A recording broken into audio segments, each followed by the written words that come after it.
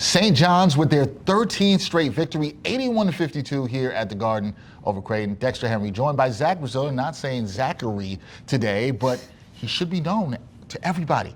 Rick Pitino said this. He's the voice of the people, the person that Rick Pitino uses to get his message out to the players. That's right. Rick Pitino said this. This is not me. Don't tell Providence fans, though. Nah, they wouldn't be happy about that at all. Zach, how you doing, man? You good? Good. We're good. You're good. I'm glad you were good. Look, St. John's, they looked really good today. 81-52 victory. Rick Pitino talked about how this was really great, how the team played this season. But I'm going to ask you this. Was this their best defensive effort of the season? Because not a single Creighton player reached double-digit scoring. They held them down in terms of offensive output. Was this their best defensive effort of the season that we've seen from the Johnnies? I think it was good. I think it was really good. I mean, I think you got to take the opponent into account a little bit. I thought they really defended UConn well. Fair. But yeah, I mean, Creighton was coming off a really good win, and they completely just shut them down. I mean, 27 points in the first half. Second half was even better. Yep. Second lowest, fewest points Creighton scored all year. And look, they had 43 points with like 4 minutes left, and they go to the St. John's went to the bench. So you got to take that into account. Well, yeah, look, I felt like they were due to play more of a complete game. The last few games they were winning, but not playing great, and today was more of a complete effort. Yeah, I would agree with that. More of a complete effort that we saw there. And after the game, we heard from Dylan Mitchell. He talked about where it starts for this team defensively. I think for us, it was just locking in on the scouting report, understanding what we got to do, and just going out playing hard. But it means nothing if next week we go out and play a terrible defensive game. So now it's just about being consistent, continue to work on it, get better at it. And we just know that not only is going to win us games, that can win us championships, the defensive end. It all starts on that side for us.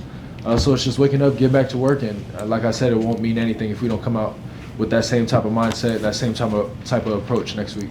I think the other thing of note here, Zach, is that St. John's, they didn't play with their food in this one. There's a way you could look at this as, could this be a possible trap game, right? They win their 13th game in a row with UConn. We'll get to them more next week, playing them on Wednesday. But were you impressed with the fact that they came here and took care of business on Saturday against Creighton? Yeah, the start of this win streak, they had a lot of these kind of games. They overwhelmed Butler on the road, overwhelmed Creighton on the road, came here and they did the same thing to Marquette. Since the UConn game, they haven't been overwhelming. They've been finding ways to win, but today they played their A game. And you can see when they defend and they get out in transition and they're getting the ball inside, how good they can be. They could have won this game by 40, 50 points if they wanted. Yeah, They were that dominant, and I do think some of that is, I just think they're a really bad matchup for Creighton. You all know how matchups in basketball are so important. But yeah, they play great, and I think, for St. John's fan, you got to be thrilled that you kind of had a rocking chair game, because you haven't had a lot of these. I like that rocking chair game. I like that. Nice and easy and relaxing. They haven't seen a lot of those. You're right about that. And they kept their eye on the prize. Their eyes could have been on UConn, but after the game, some of the players, they talked about the fact that, look, they're focused on what their matchup is right now. They're excited to play UConn, but they were focused today. I'm always excited. I'm excited for every game. Obviously, to go play at UConn would be pretty cool, but I'm equally excited for all the games. One other thing, Zach, after this game, we also heard from Creighton head coach Greg McDermott, and he talked about Dylan Darling. You and I have talked about Dylan Darling and sort of his transformation through the season. And he said he's really turned St. John's season around in the last 5 to 6 weeks or so. This kid is continuing to play good, and he looks more confident. Are you seeing that in him right now, the way he's playing? Yeah, I thought today was important because Marquette was an off game. He did have 5 assists, but he wasn't great against Marquette. He struggled a little bit. So I thought today was really important for him to kind of get back going. And no Ian Jackson, so they needed him. He's been terrific. He's been great in the clutch. He won the Providence game a week ago. Yep. He's everything you could have asked for. I agree with McDermott. He's changed things for St. John's because it kind of alleviates the pressure for Dylan Mitchell to handle the ball. And it's been the two Dylans the last 6 weeks. Zuby's been Zuby. Hopkins has played better, but he was, for the most part, been okay all year. but it's been Mitchell and Darling that have really the last 6 weeks just become different players, and I think that's really elevated this team. Yeah, we got to give a shout out to Dylan Mitchell here today. 7 assists, no turnovers, really helped in that playmaking department as well, so he was really good. But after the game, we also heard from Dylan Darling about his development and where he is at right now.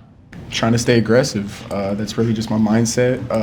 Trying to stay engaged offensively, and honestly just paying most of my focus on the defensive side of the floor, and then the offense will just take care of itself.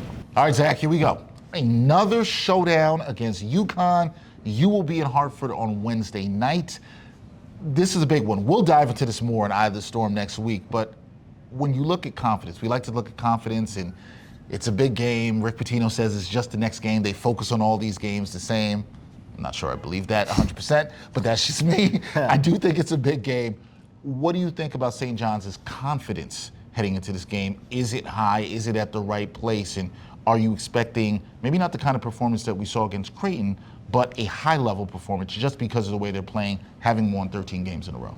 Yeah, I mean, look, they believe they're going to win every game now. That's when you've won 13 in a row, you should have that confidence. And they beat UConn, and they beat UConn on a day where they only made 5 threes. So, and they've been a better offensive team on the road. Right now I think UConn's going to have to play them different. They're going to have to get away from their 3 guards together because St. John's really overwhelmed them inside. I think they're going to have to go with maybe Jaden Ross more up, at the 3, or Jalen Stewart at the 3, because when they play those 3 guards together, St. John's kind of bullied them. Right now, UConn's struggling a bit. Well, they obviously have Villanova tonight, so that's obviously a very interesting game, but they're not playing great. They almost lost at home to Georgetown. They lost at home to this Creighton team, gave up 91 points, and UConn's wobbly. And this is a game, look, Wednesday. St. John's wins this game Wednesday, they're going to win the league. Yeah. They're going to win the league, and they have a really good shot to be a top 4 seed in the NCAA tournament if they win this game Wednesday. It's a monster game for them. When you look at March and when you look at what's at stake, they can still win the league by losing Wednesday, but if they win Wednesday, it kind of wraps up basically the 2nd straight conference title. It's going to be a lot of fun. I'm sure the UConn fans are going to pack the house, and they're obviously going to be out for revenge, and I think you're going to see both coaches make a lot of adjustments for that game. Can't wait for that game. It's going to be a fun one in Hartford on Wednesday night. Zach and I are going to have a lot more on that early in the week on Eye of the Storm, so we'll talk a lot more about that matchup. It is a huge one. We'll see. But the Johnnies, 81-52 victory here at the Garden today. Zach, the messenger, Priscilla, that's who he is, alongside Dexter. We're signing off.